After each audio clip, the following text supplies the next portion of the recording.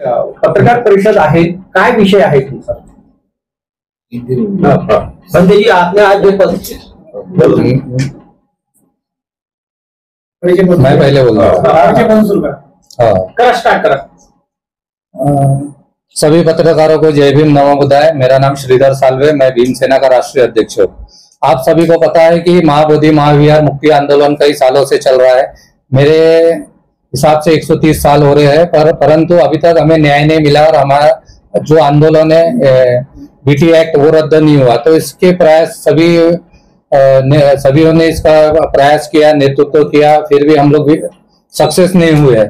परंतु अभी हमें ऐसा समझ में आया कि इस आंदोलन को अगर हमें सक्सेस करना है तो हमारे पास में एक अच्छा अवसर है। और 2 अक्टूबर को विजयदशमी का दिन है और विजयदशमी के दिन में नागपुर में 5 से 6 लाख लोग वहाँ उपस्थित होते हैं और वहाँ उपस्थित होने के बाद में होते हैं और हम वहां पर उस आंदोलन को ही आंदोलन के रूप में करना चाहते हैं। हम देश की जनता को आह्वान करना चाहते हैं कि वो जो आंदोलन हमारा हो रहा है वो आंदोलन स्थायी आंदोलन है। यानी वहां पर आने वाले लोगों को हमने आह्वान किया कि आप अगर वहां आते हो और उस आंदोलन में शरीक होते हो तो ये आंदोलन चलता रहेगा, जिसमें 5 लाख लोग उपस्थित रहेंगे। और ये आंदोलन भंते हर्षबोधि जी महास्थवीर इनके नेतृत्व में वो आंदोलन किया जा रहा है। यह आंदोलन की रूपरेखा इस प्रकार की रहेंगी कि आंदोलन में हमने सभी लोगों को आह्वान किया है कि आप इस आंदोलन को सिर्फ 5 दिन दो।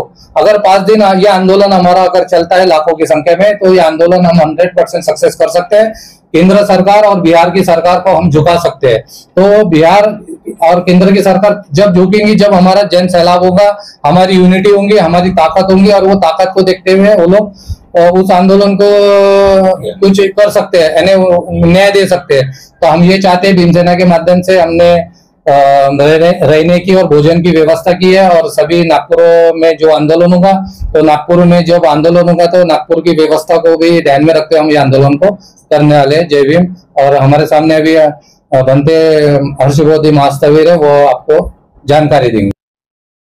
मेरा नाम भदंत हर्षबोधि महास्थवीर है, मैं बुद्धगया में रहता हूँ। और आप बहुजन मीडिया के जितने भी साथी है, आप सबका मैं स्वागत करता हूँ। आपके चैनल के माध्यम से जनता को मंगल मैत्री प्रदान करता हूँ। नमो बुद्धाय, नमो धम्माय, नमो संघाय, जय भीम, जय भारत।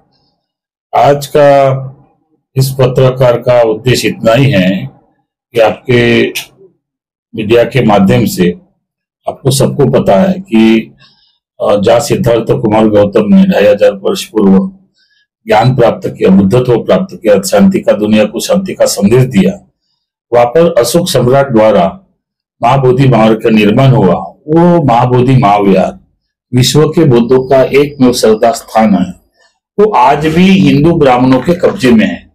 इसके लिए श्रीलंका से आए अनागारिक धम्मपाल, इन्होंने 1891 में इस आंदोलन की शुरुआत की।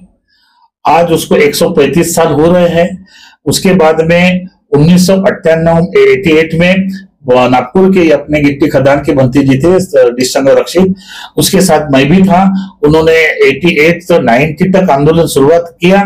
उसके बाद में 92 से जापान से आए हुए भदंत सुरेश ससाई, इन्होंने वो आंदोलन उन बंती जी से लिया और अखिल भारतीय बुद्धगया महाबोधि महाविहार मुक्ति आंदोलन समिति की स्थापना हुई। उस आंदोलन का मैं हिस्सा हूँ और उस आंदोलन के राष्ट्रीय महासचिव जब बद्दे आनंद थे। और ये आंदोलन उस वक्त तो सोशल मीडिया इतना नहीं था, लेकिन ये आंदोलन प्रचार के माध्यम से इतना तेज हुआ, आकाशवाणी के माध्यम से, मीडिया के माध्यम से, तो करीबन लाख 5-5 लाख लोग बुद्धगया में आए। पटना में हमने आंदोलन दिया, केंद्र में आंदोलन दिया, केंद्र सरकार के विरुद्ध, बिहार सरकार के विरुद्ध में, लेकिन सरकार ने उस वक्त किसी भी बात को स्वीकार नहीं किया। लेकिन 98 में जब एक बड़ा आंदोलन हुआ तो 98 में लालू की सरकार थी। लालू जी जब मुख्यमंत्री थे तो लालू जी ने ये कहा कि ये आंदोलन बढ़ रहा है और ये बुद्धों को देना पड़ेगा। तो आंदोलन तोड़ने की साजिश की गई है। बनते ससाई जी को, बनते आनंद जी को, बनते प्रज्ञाशील को और बनते ज्ञानेश्वर जी को मेंबर बनाया गया अब आप एक बात या बहुत सोचने वाले स्पष्ट कर रहा हूं मैं कि 1949 का एक्ट निरस्त करने के लिए, 1949 का एक्ट में अमेंडमेंट करने के लिए आंदोलन चल रहा था, तो ये 4 मेंबर वहां पर जाने की कोई जरूरत नहीं थी। उस वक्त मैं छोटा भंते जी था, मैं फिर भी मेरे 2-4 मित्रों ने बोला कि भंते जी आप मैनेजमेंट कमेटी में जाएंगे तो आंदोलन तो ऑलरेडी खत्म होगा, अभी आंदोलन तो तेज दिशा में होगा, पूरे भारत में आंदोलन पिट रहा है, आंदोलन चल रहा है, लोग तेज हो रहे हैं, तो आप मैनेजमेंट जाके क्या करेंगे। लेकिन भंते ससाई जी नहीं माने और भंते ससाई जी ने लालू जी से आश्वासन लिया और मेंबर बन गए। इतना ही नहीं तो 6 साल तक जो आंदोलन अभी 2023 में आकाश लामा के साथ भंते प्रज्ञाशील बैठा है, वो 6 साल तक सेक्रेटरी रहा। 6 साल में सेक्रेटरी बहुत बड़े पद पर रहा मैनेजमेंट कमेटी में, तब तक कुछ भी नहीं किया, ना सरकार को लेटर लिखा, ना बिहार सरकार को लेटर लिया, जो ब्राह्मण वहां पर पूजा पाठ कर रहे उसको हटाने का काम किया। 6 साल के बाद आकाश लामा के साथ समझौता करके ऑल इंडिया बुद्धिस्ट फोरम के नाम से फिर 2023 में आंदोलन की शुरुआत हुई। और आंदोलन की शुरुआत हुई, मैं आंदोलन के विरोध में कभी नहीं रहा, लेकिन ये जो नेतृत्व करने वाले इनके विरोध में रहा, क्योंकि ये आंदोलन करने वाले दिशाहीन थे, इस पर मेरा विश्वास नहीं था। ये कभी भी मैनेजमेंट कमेटी को जाने के लिए, प्रलोभन के लिए आंदोलन कर रहे थे। तो बिहार सरकार ने भी देखा कि ये लोग केवल आंदोलन के नाम पर मैनेजमेंट कमेटी में आना चाहते हैं, इसलिए नीतीश सरकार ने ध्यान नहीं दिया।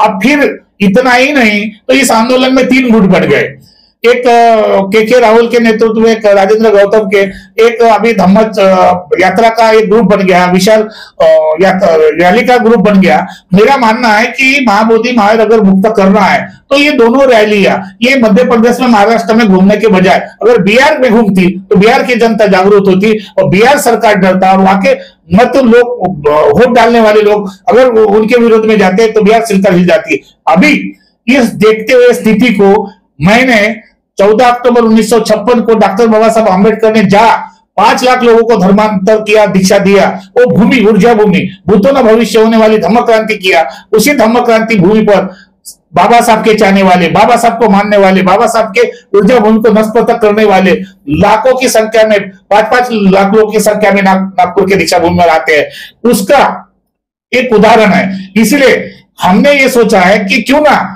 ये सरकार को हिलाने के लिए, बिहार के सरकार को हमारी बात पहुंचाने के लिए 2 तारीख तक वहां पर धरना प्रदर्शन करके धरना आंदोलन करेंगे और लोगों को वहां पर आह्वान करूंगा कि वही 5 दिन में अगर इतनी संख्या बैठ जाती है तो सरकार भी हिलेगी और बिहार सरकार तक हमारी बात जाएगी और ये आंदोलन सक्सेस होगा। इसी दिशा से हमारी बात सुनेगी। इसी उपलक्ष्य में 1 अक्टूबर को 2025 को बेजनबाग मैदान में लाखों लोगों का धर्मांतर कर रहे हैं, उसे धर्मांतर करने वाले लोगों को भी हम आह्वान करेंगे कार्यक्रम होने के बाद कि आप या तो धर्मांतर कर रहे हैं, लेकिन 2 तारीख को दीक्षा भूमि परिसर में 5 लाख लोगों की संख्या में 5 दिन का समय दीजिए, महाबोधिवार बुद्ध को मिलेगा। इसी आशा और भावना के साथ इस कार्यक्रम में हमने समाज के प्रमुख घटक प्रकाश आंबेडकर, योगेंद्र कवाड़े, रामदास आठवले, चंद्रशेखर आजाद, वर्षा गायकवाड़, हंडोरे जी, राजेंद्र गवई जी,